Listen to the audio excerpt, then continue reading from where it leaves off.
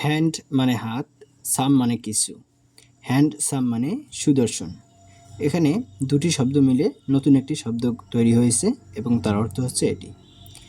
এভাবে এগুলো সবগুলি হচ্ছে এরকম দুটি শব্দ মিলে নতুন শব্দ গঠন করছে। যেমন ইগ মানে ডিম, অ্যাপল মানে আপেল। এখন ইগ অ্যাপল মানে বেগুন।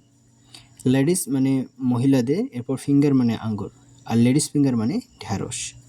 উইথ মানে দ্বারা বা দিয়ে, স্ট্যান্ড মানে দাঁড়ানো।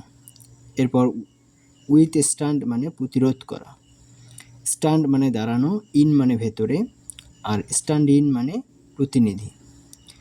ওয়ার্ড মানে শব্দ, প্লে মানে খেলা, তারপর ওয়ার্ড প্লে মানে বুদ্ধি দীপ্ত। আর্থ মানে পৃথিবী, ওয়ার্ম মানে পোকা বা কীট, এরপর আর্থওয়ার্ম মানে কেঁচো।